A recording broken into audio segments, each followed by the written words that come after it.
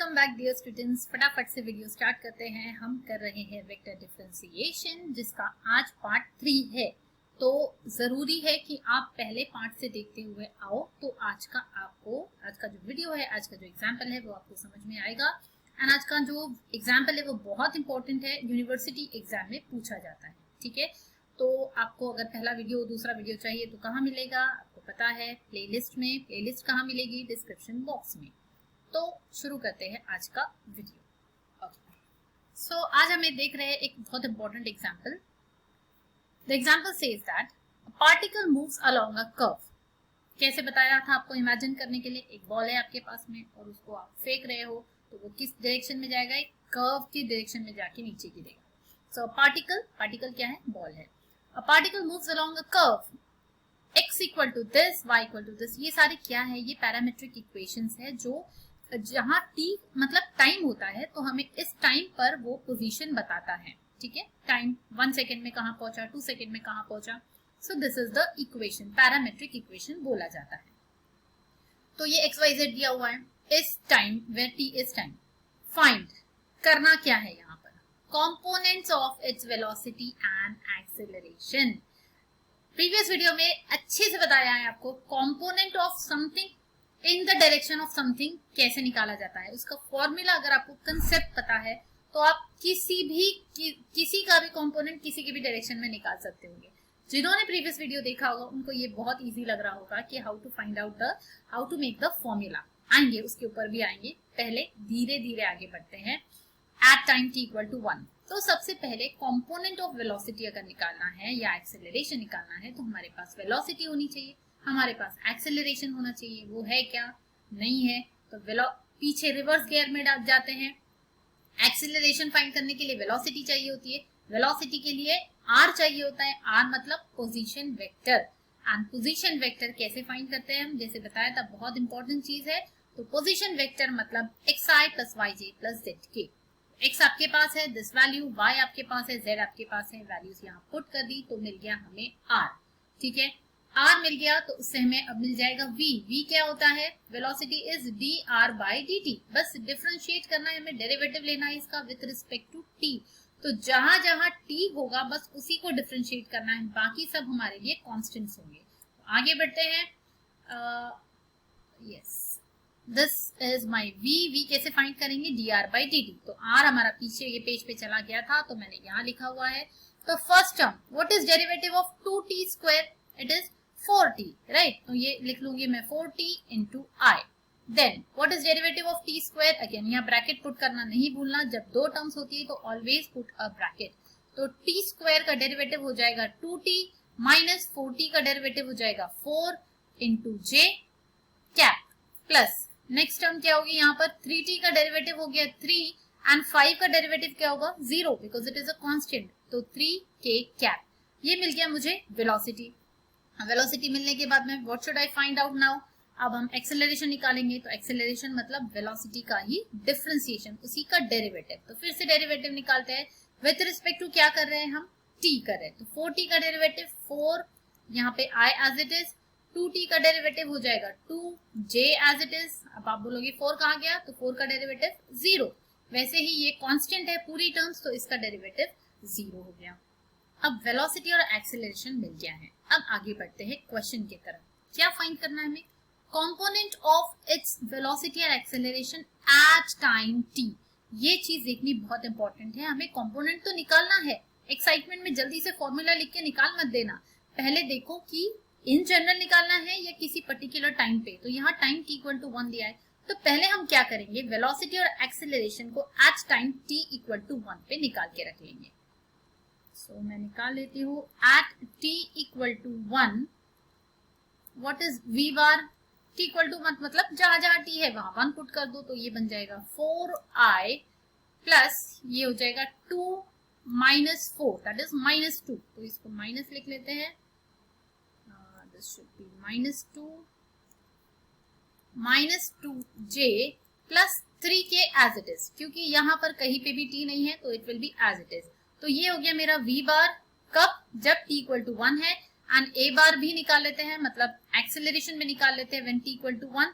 तो यहाँ पे t तो कहीं है ही नहीं, तो मतलब जो एक्सेलरेशन है वो सब तरफ सेम रहेगा, it does not depend on t। तो यहाँ पे आ जाएगा 4i as it is plus 2j। तो ये आ गया मेरा velocity and acceleration at t equal to 1। अब आगे बढ़ते हैं, जो हमें निकालना है that is component of its velocity and acceleration at time t equal to 1 in the direction of।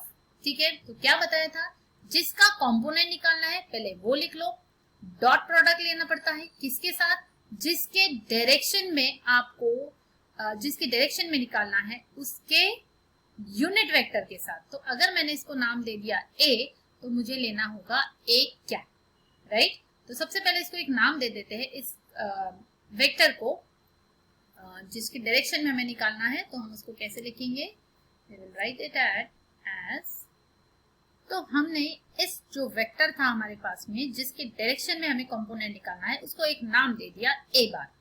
ठीक है, नाम देने से क्या होगा, हमें बार बार वो वेक्टर लिखना नहीं पड़ेगा। तो हमने उसको नाम दे दिया a बार। अब हम फाइंड करेंगे, हमें दो चीजें फाइंड करनी है, कंपोनेंट ऑफ वेलोसिटी भी निकालना है, कंपोनेंट ऑफ एक्सेलरेशन भी निकालना है। तो एक एक करके निकालते हैं। Component of velocity v bar in the direction of a bar, formula क्या बनेगा, s is equal to v bar dot a cap. आप सबको लर्न हो चुका है, तो अब बस इसकी वैल्यूज पुट करनी है। v बार है हमारे पास 4i minus 2j plus 3k dot, dot किसके साथ, एक कैप के साथ। अब एक कैप कैसे मिलेगा हमें, ऑलरेडी a बार है, तो a बार का जो वेक्टर होता है वही वेक्टर अपॉन इट्स मैग्नीट्यूड होता है a बार, a कैप। ठीक है, तो हम वो वेक्टर लिख लेंगे that is i minus 3j plus 2k upon its magnitude. And magnitude कैसे निकाला जाता है, जो भी कोएफिशिएंट्स है i j k के उनका स्क्वायर लेना होता है। दैट मींस यहाँ पर 1 कोएफिशिएंट है तो 1 स्क्वायर प्लस ये 3 स्क्वायर हो जाएगा प्लस 3 स्क्वायर प्लस 2 स्क्वायर। तो अब हमें निकालना है इसका dot product. Now to find out the dot product, मैंने पहले वीडियो में आपको बताया है डॉट प्रोडक्ट कैसे निकाला जाता है। सिर्फ जोड़ी लगानी होती है हमें, i की i के साथ जोड़ी लगाओ, जो भी कोएफिशिएंट्स है उनको मल्टीप्लाई करते जाओ, j की j के साथ में जोड़ी लगाओ और k की k के साथ, right. That means what do we need to do over here, we just have to find out the multiplication value. तो 4 into 1, 4 into 1 4 होता है, then minus 2 into minus 3 will give you 2 3s are 6 plus 6 आ जाएगा यहाँ पर, and i dot i vanish हो जाता है because वो 1 होता है। and lastly 3 into 2 that is 6, 3 2s are 6, again यहाँ पर आ गया 6 और अपॉन ये जो वैल्यू है it is under root of 9 10 14, so 14 ऊपर आ गया हमारा 10 16 अपॉन रूट 14। तो दैट मीन्स इसको आप एक्चुअली नेक्स्ट लाइन में अच्छे से लिखोगे, therefore component of velocity is equal to 16 upon root 14 और इसको एक बॉक्स में आप हाईलाइट करोगे। ठीक है, तो ये आ गया क्या, कंपोनेंट ऑफ वेलोसिटी। बिल्कुल इसी तरीके से अब निकाल लेंगे हम component of acceleration.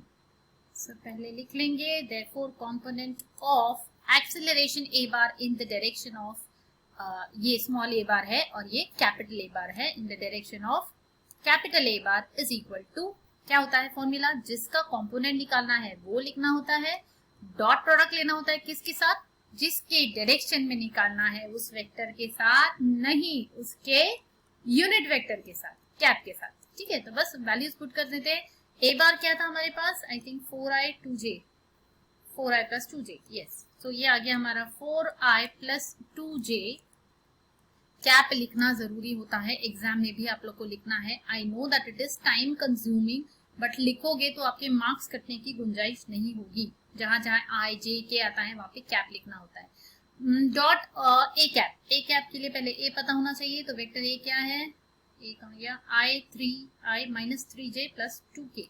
So i minus 3j plus 2k ये वेक्टर ए है, तो हमें ए कैप निकालना है, तो उसी का अपॉन उसका मैग्नीट्यूड हमने निकाला था, वो हमें आ गया, मिल गया था लास्ट टाइम ही। तो 14 हम डायरेक्टली लिख सकते हैं।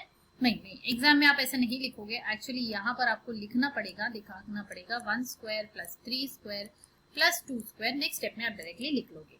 तो जब डॉट प्रोडक्ट लेना होता है ना, तो ये जो अगर नंबर वगैरह होता है, कोई स्केलर क्वांटिटी होती है, तो that doesn't matter at all, उसको आप एज इट इज लिख दोगे नीचे में अंडर रूट ऑफ 14। बस आपको करना क्या होता है, जोड़ी लगानी होती है। जैसे बताया मैंने, आई का आई के साथ मल्टीप्लाई करो, जे को जे के साथ मल्टीप्लाई करो। के नहीं है दैट मीन्स जीरो हो जाएगा। Actually it is not that, that means it is zero के कैप, तो जीरो हो जाएगी लास्ट वाली टर्म। तो यहाँ पर क्या आएगा, 4 into 1 that is 4, 3 into 2 sorry 2 into -3 that is -6, तो ये वैल्यू आ जाएगी आपकी -2 upon √14। So this is your final answer. Question क्या था, दोनों कंपोनेंट्स निकालने थे। देखो, find the component of its velocity and acceleration eight time t। तो हमने क्या किया, सबसे पहले हमने वेलोसिटी निकाली, उसके लिए हमें चाहिए था पोजीशन वेक्टर। तो सबसे पहले हमने पोजीशन वेक्टर निकाला, फिर r मिला हमें, उससे हमने निकाला वेलोसिटी v, देन उससे हमने निकाला एक्सेलरेशन, उसके बाद हमने उसको निकाला एट टाइम t, क्योंकि टाइम t पे आगे निकालना है हमें जो कंपोनेंट्स निकाले हैं।